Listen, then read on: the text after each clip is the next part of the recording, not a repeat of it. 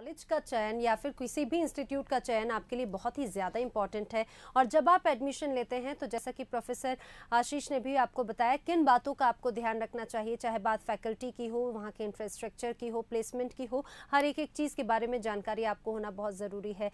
अब अगर जैसा प्लेसमेंट का भी जिक्र प्रोफेसर आशीष आपने यहाँ पर किया है, तो प्लेसमेंट से जुड़ा हुआ आपसे सवाल करना चाहूँगी कि ऐसे स्टूडेंट्स जो फार्मेसी में अपना करियर बनाना चाहते हैं उनके लिए जॉब के ऑप्शंस किस तरह के होते हैं? जी, मैं ज़रूर बताना चाहता हूँ कि फार्मेसी में जॉब की कोई कमी नहीं है, अपार संभावनाएं हैं, चाहे वो गवर्नमेंट सेक्टर की बात करें, प्राइवेट सेक्टर की बात करें या सेल्फ एम्प्लॉयमेंट की बात करें या एजुकेशन सेक्टर की बात करें, सभी जगह अपार संभावनाएं हैं। सबसे पहले मैं बताना चाहता हूँ गवर्नमेंट सेक्टर में मैं railway pharmacist, defence pharmacist, hospital pharmacist, community pharmacist, ये जानकारी जॉब रहती हैं। इसके बाद रिसर्च लेबोरेटरी में भी फार्मासिस्ट की जॉब रहती है, रिसर्च साइंटिस्ट की जॉब रहती है, ड्रग इंस्पेक्टर, ड्रग कंट्रोलर, ये जॉब भी रहती हैं। इसके बाद अगर हम प्राइवेट जॉब की बात करें तो फार्मास्यूटिकल इंडस्ट्री में जो भी डिपार्टमेंट होते हैं, quality control officer, quality assurance officer, production officer, packaging technology में भी जॉब रहती हैं और R&D सेक्शन में R&D साइंटिस्ट के रूप में जॉब रहती हैं। फार्मास्यूटिकल मार्केटिंग भी एक अलग क्षेत्र है जिसमें भी जॉब की अपार संभावनाएं रहती हैं। फिर एजुकेशन लाइन में भी प्राइवेट यूनिवर्सिटी, गवर्नमेंट यूनिवर्सिटी में जो भी फार्मेसी डिपार्टमेंट रहते हैं, इसमें lecturer, assistant professor, associate professor और प्रोफेसर की जॉब रहती हैं, ये भी बहुत अच्छी जॉब रहती हैं।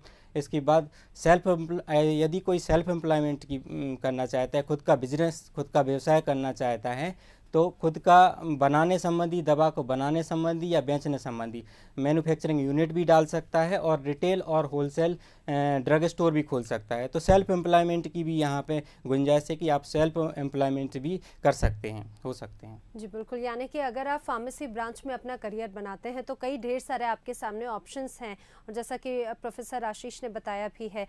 प्रोफेसर शोभित, अब आपसे जानना चाहेंगे, जब एडमिशन लिया जाए क्या क्राइटेरिया होता है फार्मेसी ब्रांच में किसी भी स्टूडेंट के एडमिशन लेने का? जी, ऐसे अभ्यर्थी जो कि फार्मेसी पाठ्यक्रम में प्रवेश लेना चाहते हैं उनके लिए डायरेक्टर टेक्निकल एजुकेशन द्वारा योग्यता निर्धारित की गई है। ऐसे अभ्यर्थी को 12वीं की परीक्षा फिजिक्स, केमिस्ट्री अनिवार्य विषय के साथ, मैथमेटिक्स, बायोलॉजी और बायोटेक्नोलॉजी के साथ उत्तीर्ण करना आवश्यक होता है। ऐसे अभ्यर्थी जो कि सामान्य वर्ग से आते हैं उन्हें इन विषयों में 45% अंक होना अनिवार्य है, तथा जो अभ्यर्थी आरक्षित वर्ग से आते हैं जैसे कि ST, SC या OBC वर्ग से जो अभ्यर्थी आते हैं उनके लिए इन विषयों में 40% अंक होना अनिवार्य है। ऐसे अभ्यर्थी जो ये योग्यता रखते हों वो फार्मेसी पाठ्यक्रम में प्रवेश ले सकते हैं।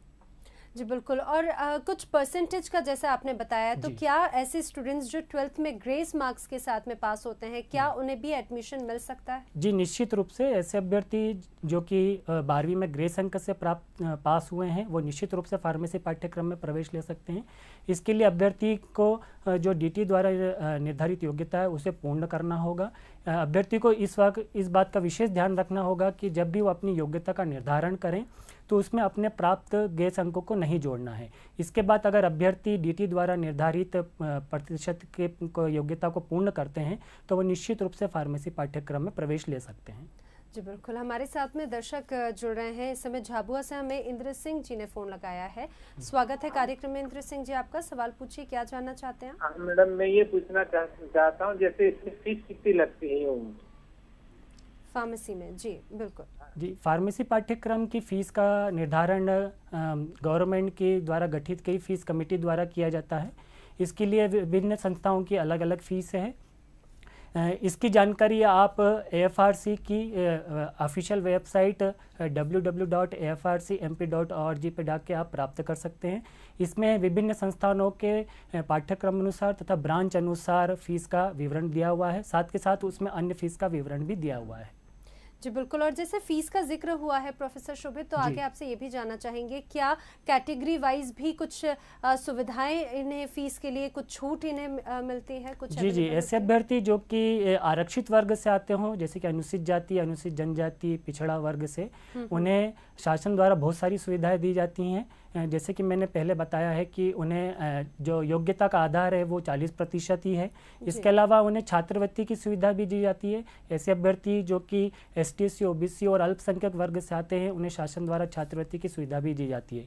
ऐसे अभ्यर्थी को प्रवेश लेने के बाद अपने संस्था के द्वारा प्रमाणित कराकर निर्धारित प्रारूप में छात्रवृत्ति विभाग में इसका आवेदन करना होता है। अगर वो योग्यता रखते हैं तो निश्चित रूप से उन्हें छात्रवृत्ति मिलती है। इसके अलावा ऐसे छात्र जो आरक्षित वर्ग से आते हैं उन्हें शासन द्वारा छात्रावास की सुविधा भी प्रदान की जाती है। इसके लिए अभ्यर्थी प्रवेश लेने के बाद अपने संस्था के द्वारा प्रमाणित कराकर निर्धारित प्रारूप को छात्रावास में आवेदन देना होता है। अगर वहाँ पे कोई स्थान रिक्त होता है तो ऐसे अभ्यर्थियों को रहने के लिए आवास की सुविधा भी मिलती है। जी बिल्कुल, हमारे साथ में अगले दर्शक भोपाल से हैं सुरेश इस समय फोन लाइन पर। सुरेश, अपना सवाल पूछ सकते हैं, आप क्या जानना चाहते हैं? तो सर मैं इतना जानना चाहता हूँ कि जैसे अगर मैं BE में एडमिशन लूँ तो कितने % से शुरू हो जाते हैं? जी, BE में एडमिशन के लिए वही परसेंटेज एलिजिबिलिटी है जो कि फार्मेसी के लिए। इसके लिए सामान्य वर्ग के लिए 45% है तथा आरक्षित वर्ग के लिए 40% है। इसमें जो सब्जेक्ट के आपको प्रतिशत निकालना है वो है फिजिक्स, केमिस्ट्री, मैथ्स। BE वालों के लिए एलिजिबल क्राइटेरिया है।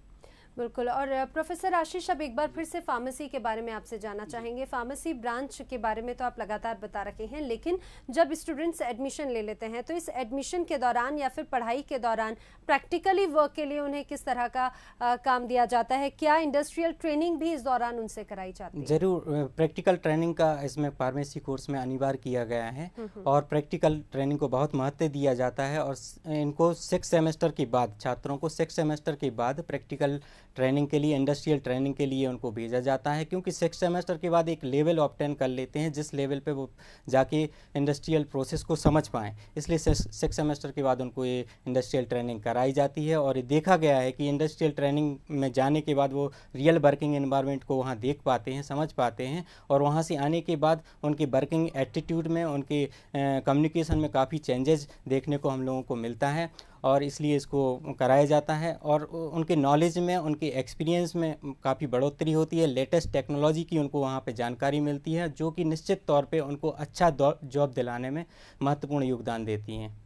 जी बिल्कुल। और प्रोफेसर आशीष, एक बार फिर से उसी टॉपिक पे लौटना चाहूँगी। आपने जिस तरह से रोज़गार की बात कही थी, तो ये भी अब आपसे जानना चाहेंगे कि क्या रोज़गार के साथ साथ अपना कोई अगर बिजनेस कोई व्यक्ति इस फार्मेसी के बाद में करना चाहता है तो किस तरह के ऑप्शंस उसके सामने हैं? हाँ, यदि कोई व्यक्ति अपना फार्मेसी के बाद स्वयं का रोजगार करना चाहता है तो इसमें ऑप्शन अवेलेबल हैं। वह स्वयं का अपना दवा बनाने संबंधी या बेचने संबंधी कोई भी कार्य कर सकते हैं। दवा बनाने संबंधी एक छोटी सी मैन्युफैक्चरिंग यूनिट या बड़ा प्लांट भी डाल सकते हैं, या रिटेल या होलसेल ड्रग स्टोर भी खोला जा सकता है। इसके लिए सब उनको क्या करना पड़ता है कि जैसी डिग्री उनकी कंप्लीट होती है, state pharmacy council of India के ऑफिस में जाके उनको रजिस्ट्रेशन करवाना है। और वो जब उनके पास रजिस्ट्रेशन सर्टिफिकेट आ जाता है तो संबंधित अधिकारी के पास जाके निर्धारित प्रारूप में आवेदन करना है। और वो आवेदन के बाद आवेदन का निरीक्षण करते हैं, प्रेमाइसेस जो भी आपकी रहेंगी उसका निरीक्षण के बाद उनको लाइसेंस इशू कर दिया जाता है और वो अपना स्वयं का व्यवसाय कर सकते हैं। बिल्कुल, यानी कि अगर आप फार्मेसी ब्रांच सिलेक्ट करते हैं तो जॉब के तो ऑप्शंस आपके सामने है ही, आप अपना खुद का बिजनेस भी डाल सकते हैं। और जैसा कि प्रोफेसर आशीष ने बताया भी है। बात करते हैं अगले दर्शक से। देवास से हमारे साथ में अनिल इस समय फोन लाइन पर है। जी अनिल, अपना सवाल पूछ सकते हैं आप। हाँ, मेरा सवाल ये है कि जिन बच्चों के माता पिता को ग्रीन कार्ड जो मिला रहता है 2 बच्चों पे, तो उनको फार्मेसी में क्या सुविधा मिलती है?